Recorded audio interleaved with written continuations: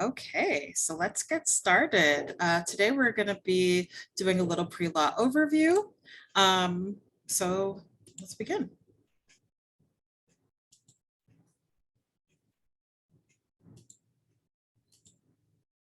Okay, so first I want to know a little bit about who you are and what you're hoping to get out of this session. So I'm going to put a little poll in the little chat. I would like for you to respond what year you are. What's your classification? Let's see who wins.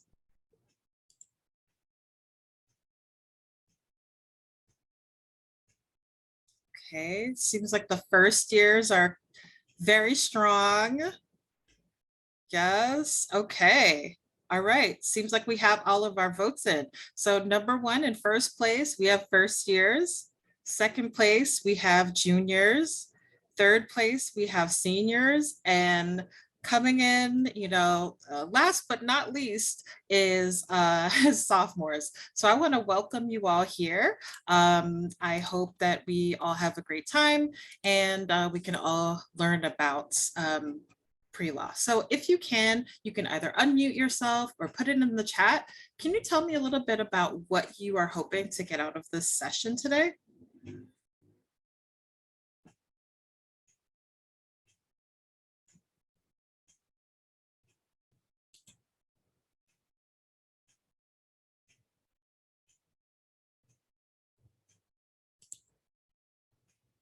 Don't be shy. And like I said, you can feel free to put it in the chat if you don't want to be on screen. Okay, what do I need to do now in college? Oh, yes.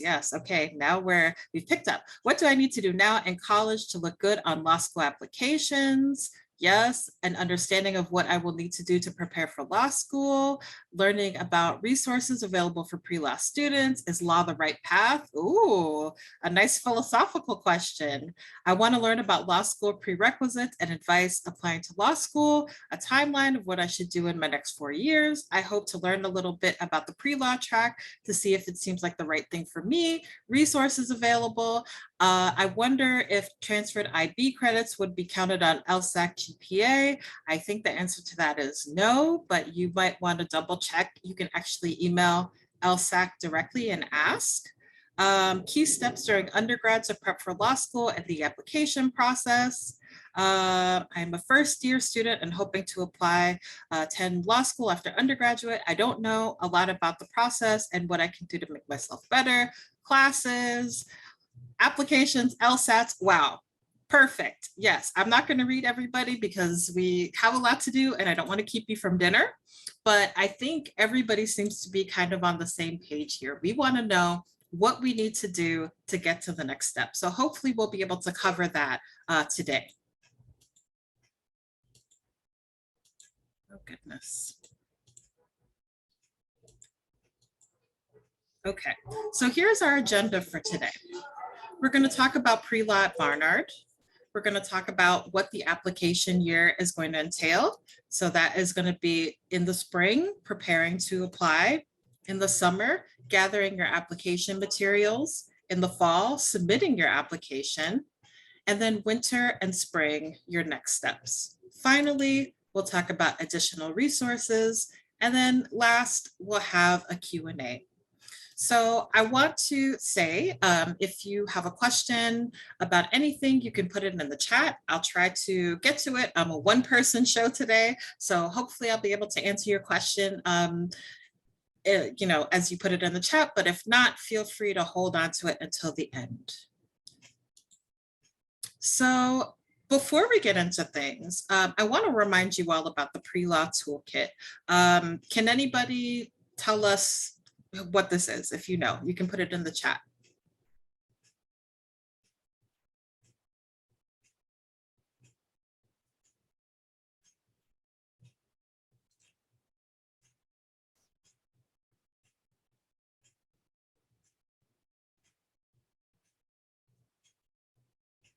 Okay, maybe folks don't know, but this is a resource that we have here at Beyond Barnard, which is a way for you to basically access information about being pre-law at any time. So at the end of the presentation, I'm going to put a link in the chat for you to enroll yourself. If you have to leave before then and you need that link, you can go ahead and just email my email address, which is right here, jdublin@barnard.edu, and I'd be happy to get that link to you. So let's get started on what we came here for. So what does it mean to be pre-law at Barnard, right? This is kind of a philosophical question. What does it mean? We'll talk about it. Here we see what pre-law is. Pre-law is basically an intention to attend law school in the future.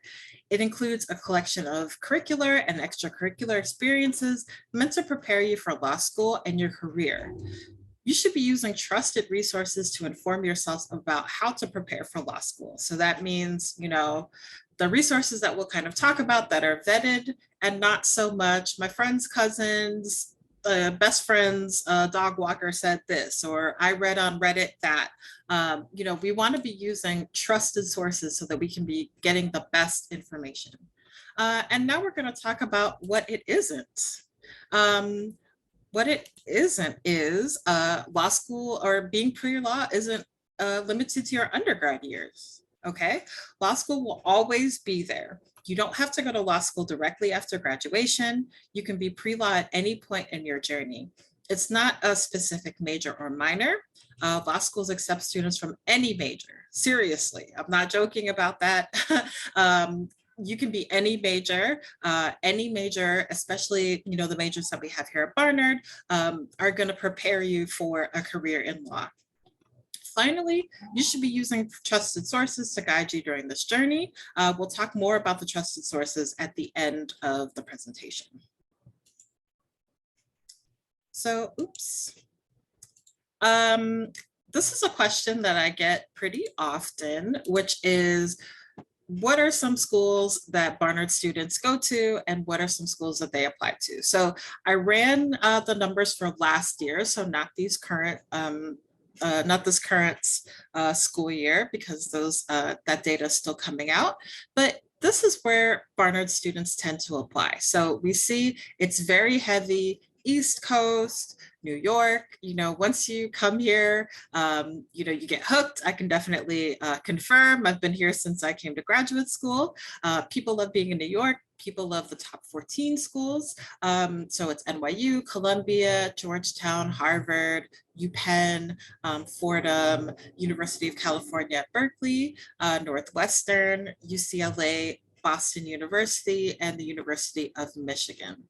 So those are the schools where Barnard students apply, and then the top schools that they attend are very close, you know, to being the same. Again, we see a strong presence of New York City, and then some other places where folks want to attend. Now, I will caution you that these are the top, but some of these, especially the ones kind of, so the most applicants go to NYU, but near the bottom, some of them are just like a couple of people, because Barnard is a small place. And so only a few people, you know, are going to these schools, but not because they're not great schools, just because we're a small school. So here we see the American Bar Association's recommendations for pre-law students. The American Bar Association is basically the governing body for the bar exam, which is the exam that you'll need to take after law school in order to become a practicing lawyer. So this, they work closely with law schools to ensure that they're preparing folks to get ready to be in the legal profession. So here are the recommendations for pre-law students. These are the skills that you should be trying to hone in your journey to becoming a lawyer. Mastery of these skills will help you to become an effective profession in the legal field.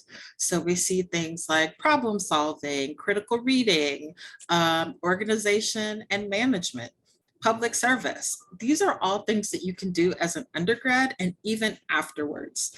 Participating in Extracurricular activities, participating in challenging classes, different experiences are going to help you hone these skills.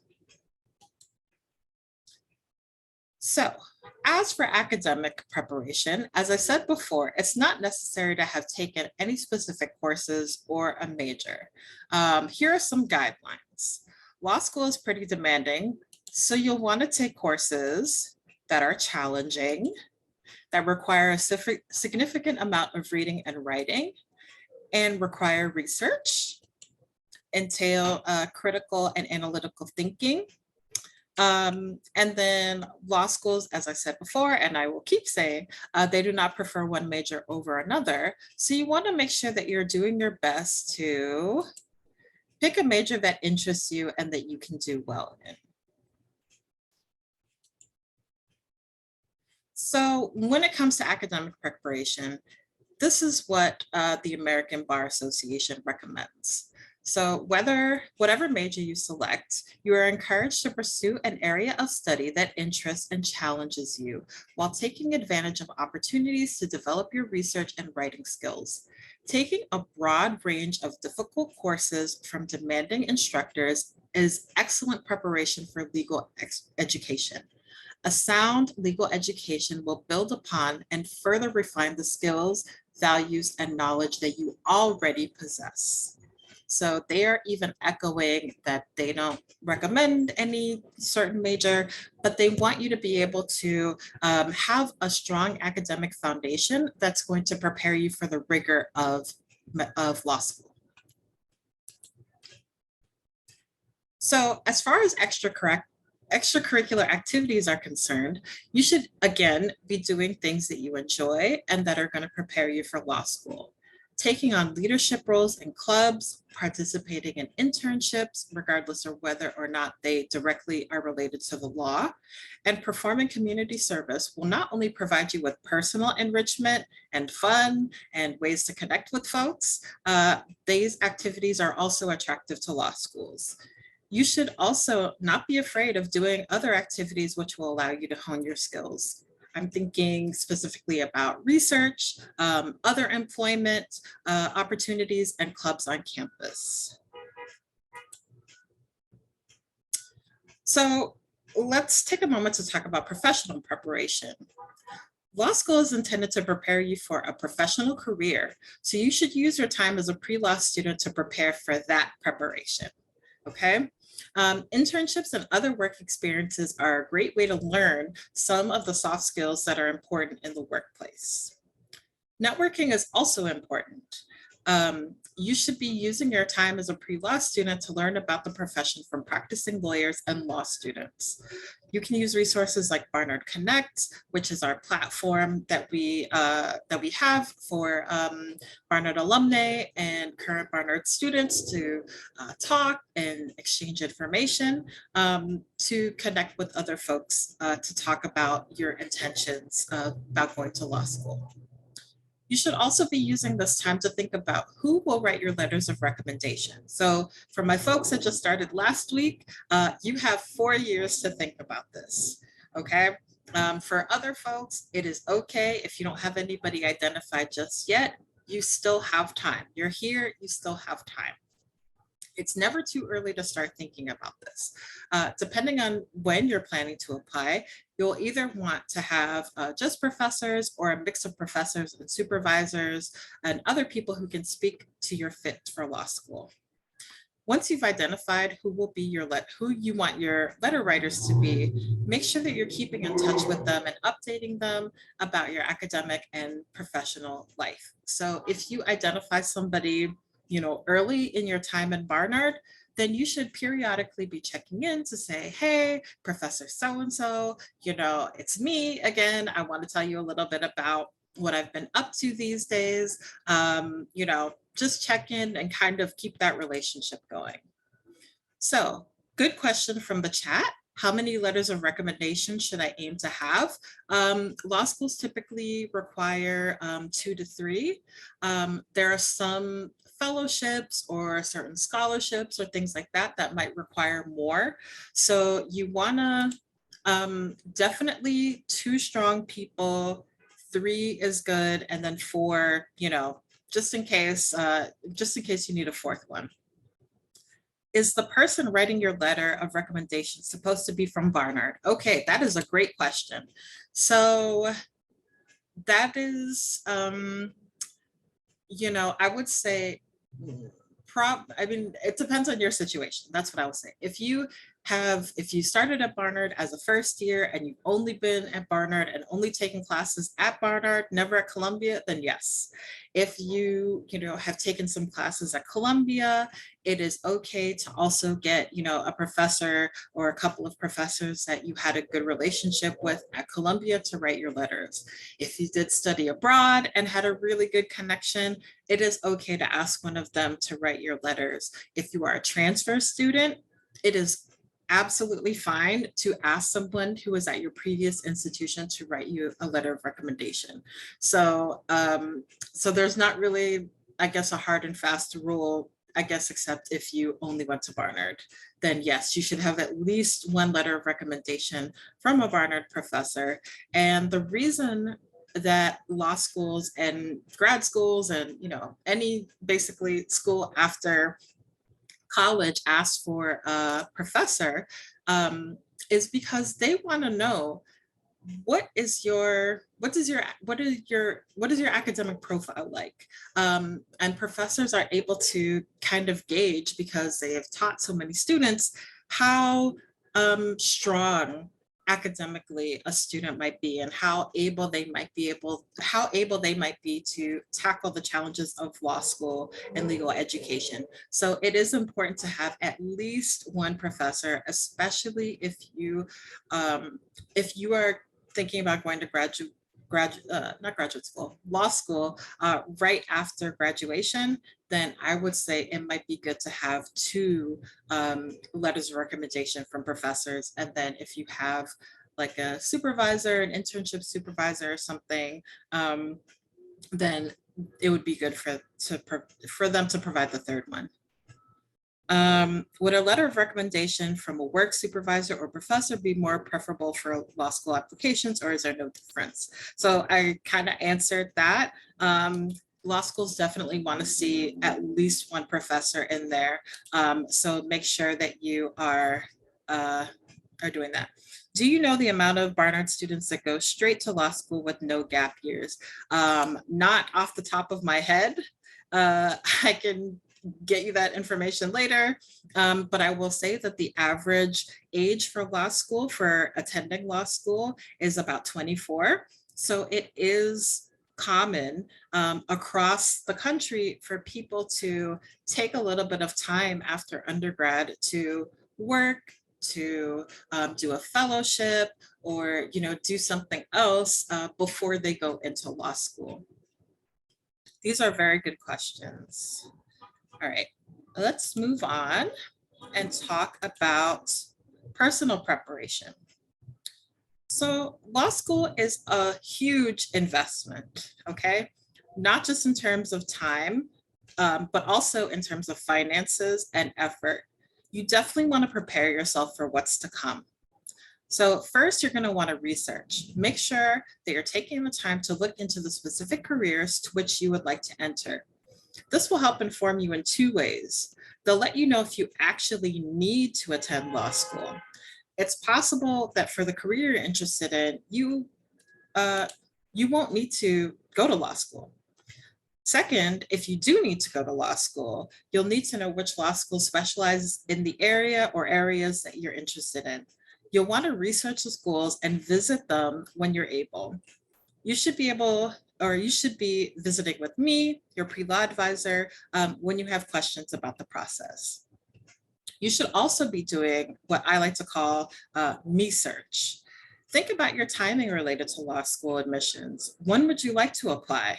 Why is that the right time? You'll also want to think about your fit for law school. So if you don't like reading and writing and arguing, then maybe law school is not the right fit for you, because that is basically all it is: reading, writing, arguing. Similarly, if you want to think about what you'll be bringing to the law school admission, similarly, you'll want to think about what you're going to be bringing to the law school admissions process. How are your grades? How are your test scores? How do they compare to other applicants at your prospective schools? These are things you're going to want to think about as you're personally preparing to attend law school. I heard the law schools were making LSAT tests optional. Is that true or just a rumor? Ooh, okay.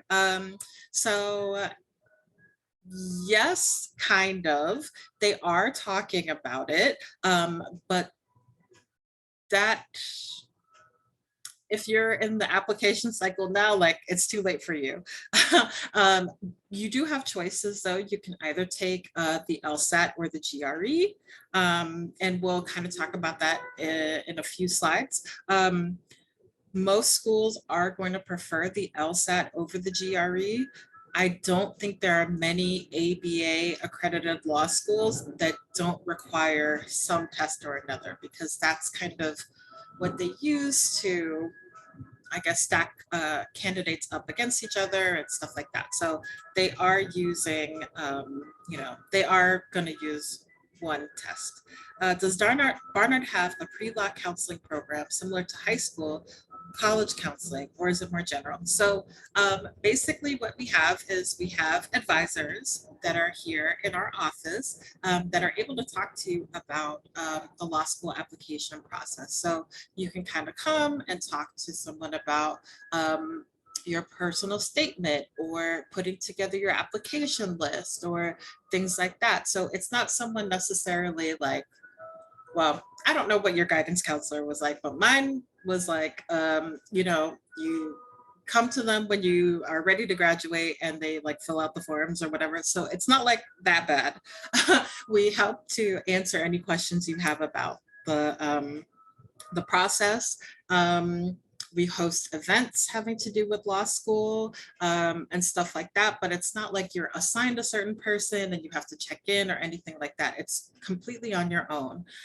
You can decide never to talk to us. We will only cry a little bit, but in a way, it's kind of like hurting yourself because you have access to folks that have insider knowledge. So it's kind of better to come and talk to us as you're thinking about this process. Check in, make sure that the way that you're proceeding is going to be a good way for you. Just make sure that what you're doing is going to be the right moves for you. So that's how advising works at Barnard. Not just pre-law advising, we have pre-health advising if you decide that you want to switch to that. We have pre-graduate school advising, and then also obviously we have career advising. So we kind of have your back, whatever you decide to do after Barnard. So make sure that you come by and see us. Okay, so I've kind of started throwing around a couple of acronyms already, but just to make sure that we're on the same page, I'm gonna talk about some law school acronyms. These are some acronyms that you're gonna discuss during your journey. First is the American Bar Association, the ABA. This is the governing body for law schools and the legal profession. They're in charge of providing accreditation for law schools, administering the bar exam, and keeping track of who has been admitted to the bar. CAS, CAS, it's also called the Credential Assembly Service, which is a kind of portfolio management service for law school applicants. We'll talk about this in a little bit. The GRE, which is the Graduate Record Exam. This is one of the exam choices that you have to apply for law school. This is also the kind of exam that you would take for a lot of different other kinds of graduate schools. And then the LSAC, LSAC, which is the Law School Admissions Council. It's kind of like the middleman between you and law schools that you're applying to. We'll also talk about this in a little bit. And then finally, our good friend, the LSAT, the LSAT. This is the law school admissions exam or admissions test. This exam is traditionally taken to gain admission to law schools. So back in the day, and by back in the day, I mean, up to like a couple of years ago, that was the only way that you could get in, is taking the LSAT. And now they are thinking about some different ways to go about changing that. So let's talk about the Credential Assembly Service, or CAS. CAS is a service that you will need to sign up for in order to apply for law school. It stores all of your transcripts, letters of recommendation, LSAT scores, and score reports, and delivers them to the schools to which you are applying. You should be registering for an account in CAS at least 6 weeks before your intended submission date for your law school applications. Your account will remain active for 5 years, but that timer restarts every time you register for the LSAT. An account costs $195, but you can apply for a fee waiver through LSAC if you need one. Let's talk about the parts of the application. All right.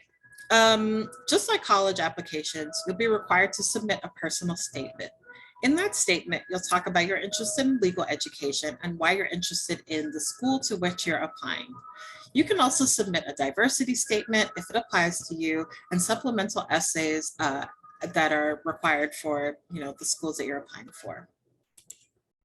You will also need to submit your test scores, either the LSAT or the GRE. And you'll need to procure transcripts from every institute of higher education that you've attended. This includes, that time that you took a summer class back home or a study abroad institution, and then of course, Barnard. Next is your resume. You're gonna need that, and we can help you put that together. Your letters of recommendation. And then, as I mentioned before, there are fee waivers available through LSAC. There are 2 tiers of fee waiver available, which LSAC determines based on an application to the waiver program. Both levels of the waiver include at least 1 LSAT test, LSAT prep, and at least 3 law school reports. More information about the waiver program is available on lsac.org. You can also receive application fee waivers from the schools to which you are applying. You should research each school to see what the waiver policy is.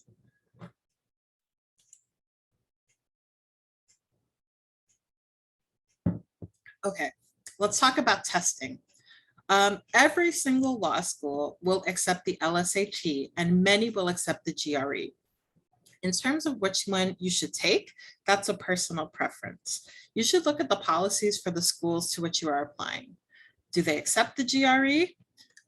You should spend some time looking at both tests and seeing which one you think you'll do better with. Try out some practice exams, see how well you do.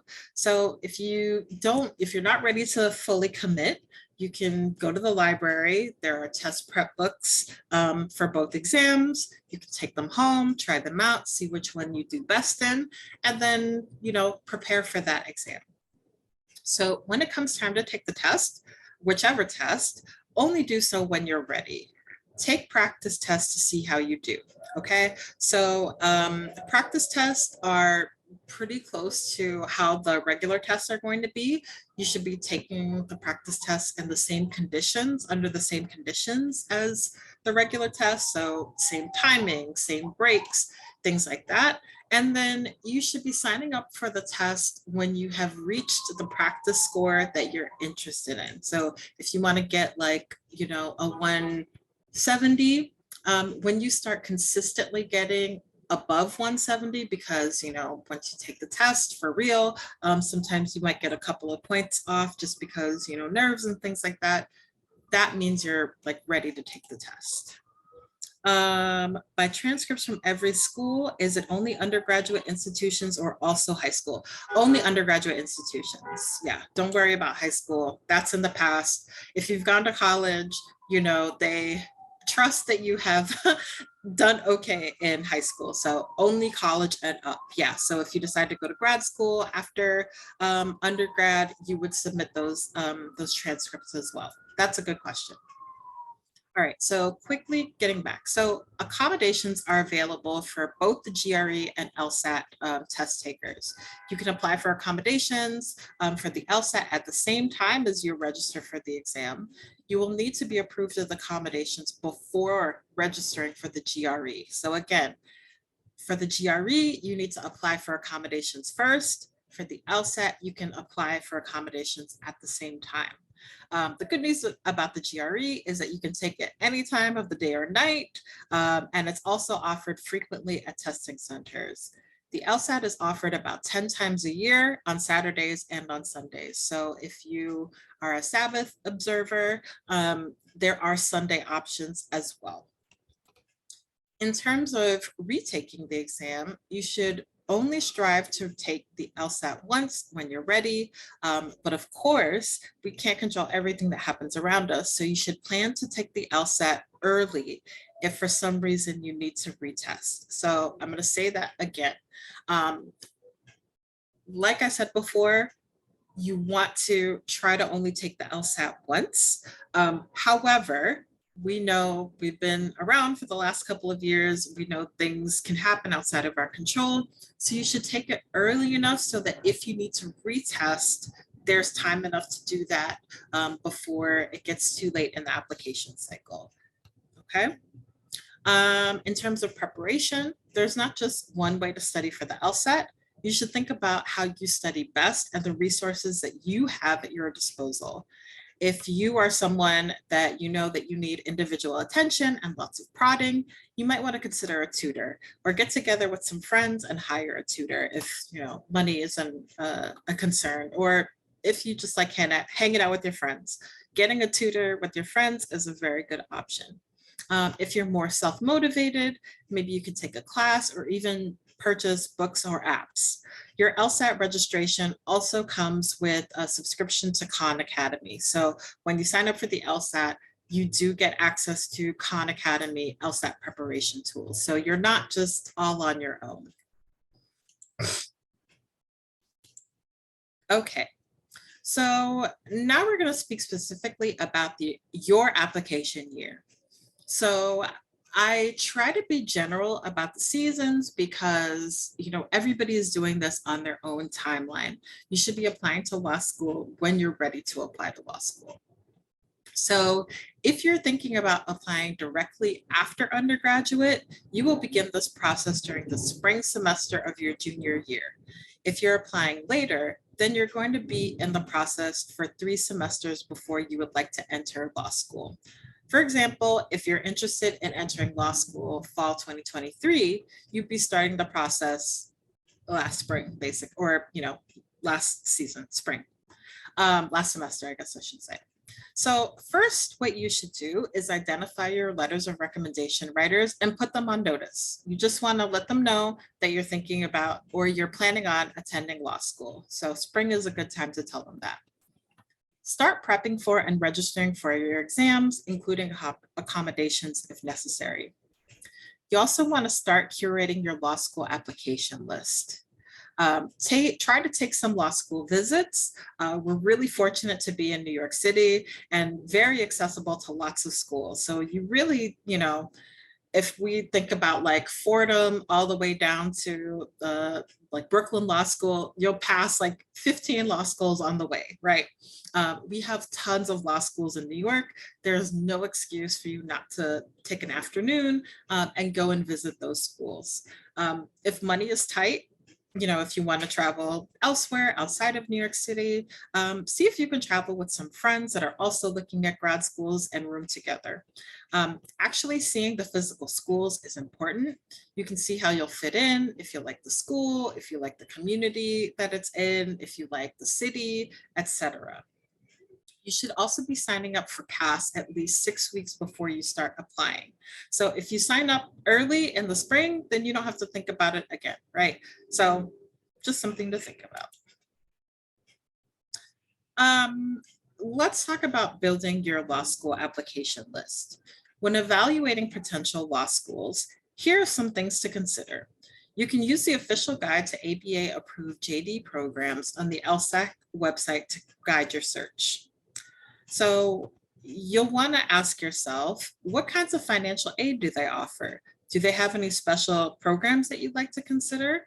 When it comes to location, generally, you should be thinking about which state you would like to practice in and go to school in that state.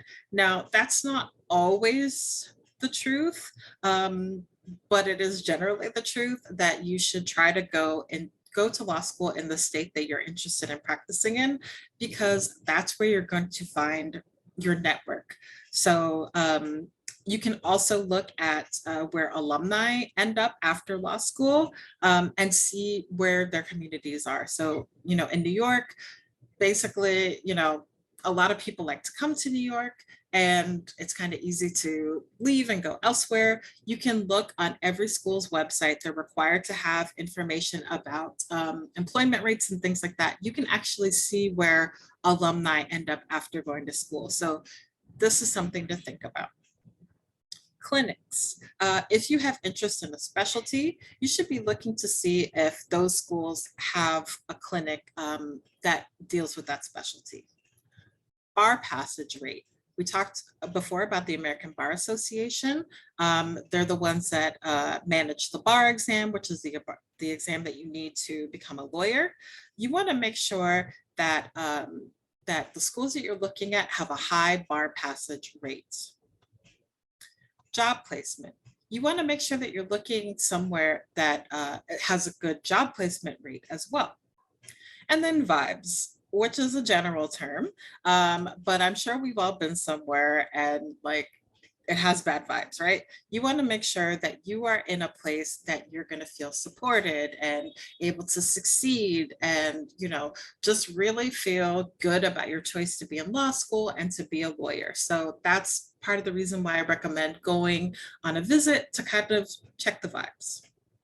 Finally, rankings. Okay, this is something that students talk to me all the time about, top 14. I'm sure you've heard about top 14, T14, T3. These are schools that are ranked on US News and World Reports. And I'm here to tell you that you should not be basing your decision only on rankings, okay? The American Bar Association does not endorse any ranking list. So you should be applying for the schools to which your interests and your needs closely align. Okay, so think about that. Okay, so back on our journey to the application. During the summer of your application year, you're gonna need to get a lot accomplished. First is personal statements. You should be drafting them and working with a Beyond Barnard advisor to ensure that it's good, okay?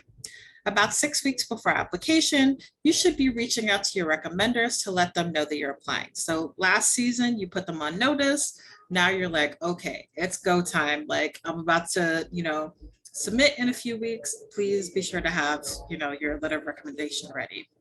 You're going to want to set an appointment or two with our office Beyond Barnard to check in about your application process and with any questions that you might have about the application process.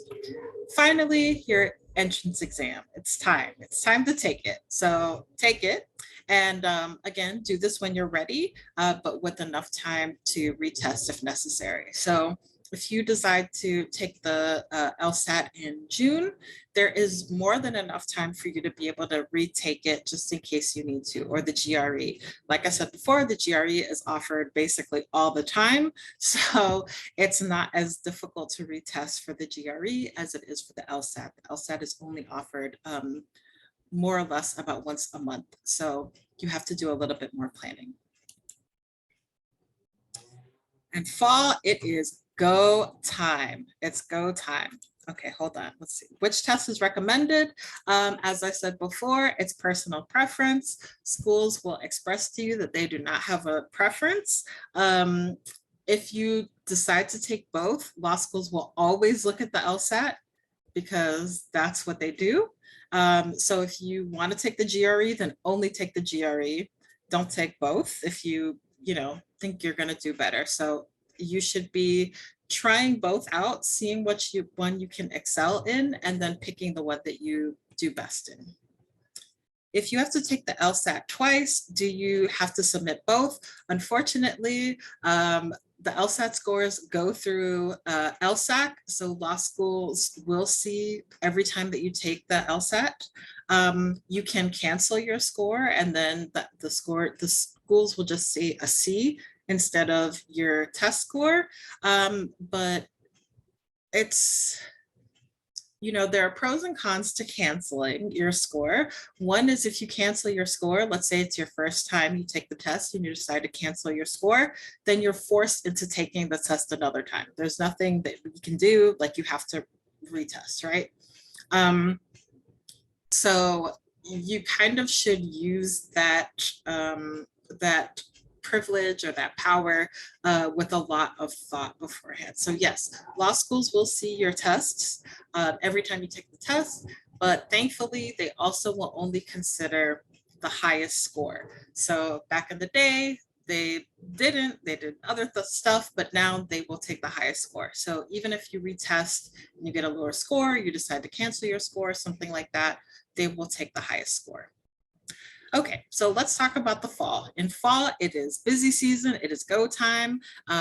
You're gonna work on your supplemental essays. So sometimes law schools will have a couple of additional questions that they want you to write about. This is time for you to do that. You might need help, or you might want to also put together a diversity statement or an addendum if you need to explain something in your application. This is the time to do that. You're also going to want to submit your FAFSA beginning on October 1st. This is going to allow you to apply for financial aid, just like an undergrad. And then you're going to want to finalize and submit your applications. Applications can open up as early as September 1st and as late as in October. You want to submit these applications as early as possible, even though deadlines are rolling. So when I say as early as possible, I'm also wanting you to think about when your application is going to be at its peak. So if that means that on September 1st, it's like a B+, but if we wait until October 1st, it's an A, then definitely go ahead and wait until October 1st, okay? Make sure that your application is as good as it can be before you submit. I would say also you want to submit by late November, number one, because you're still at the beginning part of the admissions cycle, and that's when admissions offices can be a little bit lenient maybe, or they also have more money if you're interested in scholarships and things like that. So you want to make sure that you're submitting by late November. Also because who feels like doing law school applications during Thanksgiving? Certainly not I. So make sure that you have it done for those reasons. Obviously, I'm joking about Thanksgiving, but it is a good idea to have those done before Thanksgiving so that you can, kind of move on.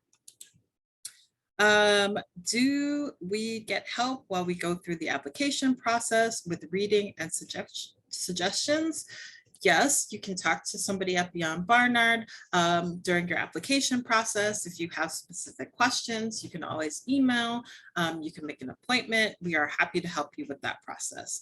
We will not edit your personal statement, but the Writing Center, if you're a Barnard student, the Writing Center will edit. So you still will have access to that as long as you're a student at Barnard. Some of the applications are due in February/March. Would it still be necessary to submit by late November? So again, it is preferred to submit earlier because even though there are rolling admissions, because you will be able to have access to more scholarship money earlier in the cycle, and also, if there are, everybody didn't get a 4.0 and 180 on their LSAT, right? So if there is some, some discrepancies there, law schools can sometimes be a little bit more what's the word, flexible with their requirements. So we definitely recommend, even though some schools have their applications open until later, you know, and then also like think about yourself. You're applying for the school in March. It might take them a month or 2 months to turn around and get back to you. You're already in summer and you only have a couple of months to prepare to go into law school.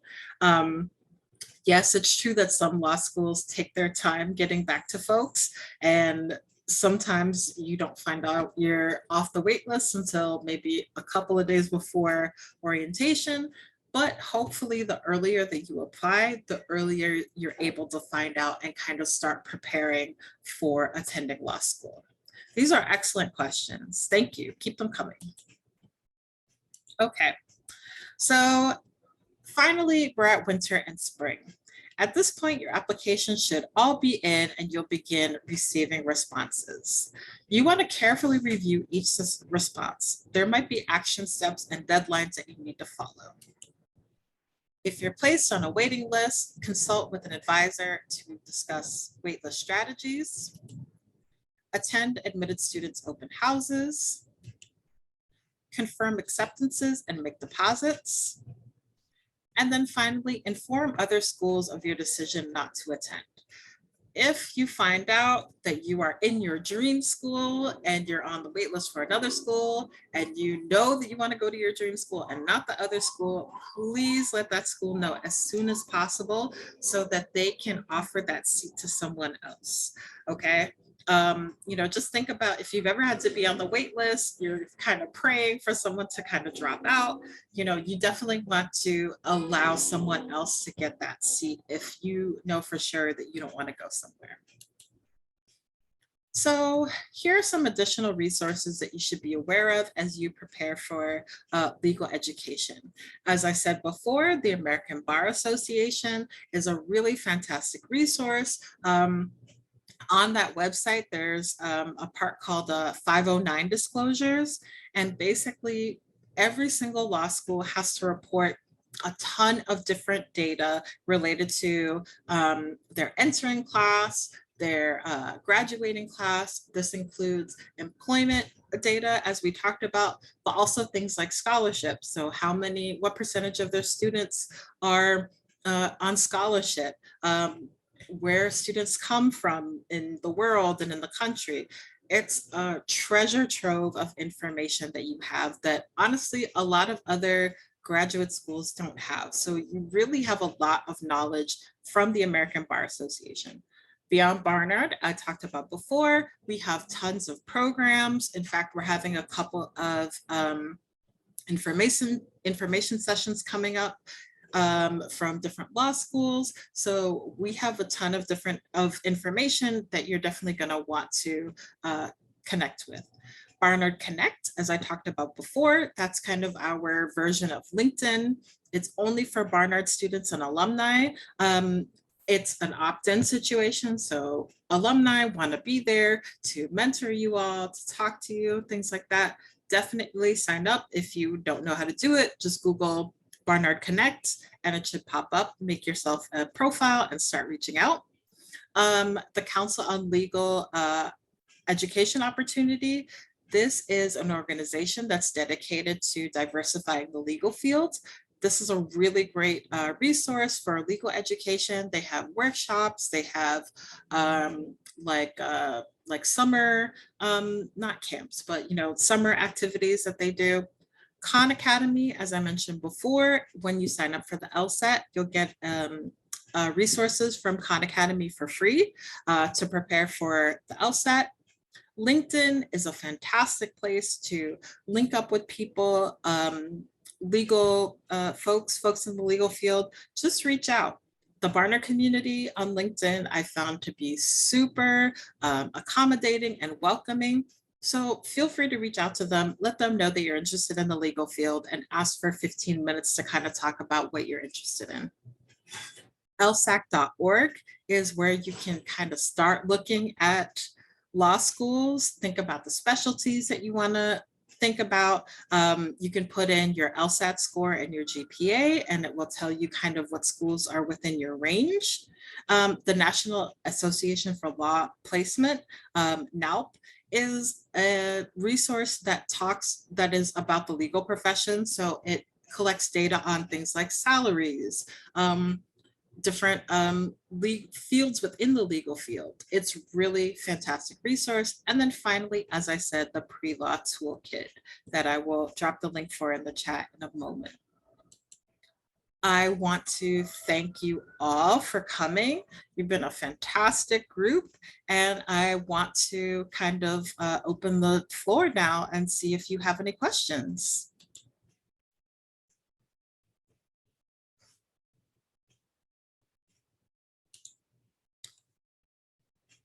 You can kind of feel free to unmute yourself or put it in the chat.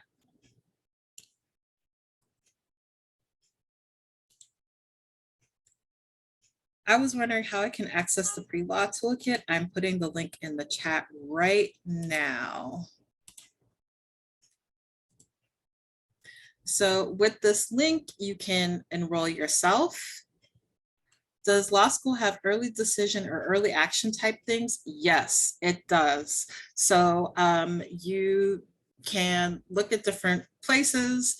If there's a place that you really want to go to, they probably have an early action program. There are pluses and minuses to that. Of course, sometimes there are some legally binding. Actually, let me stop recording. Thank you.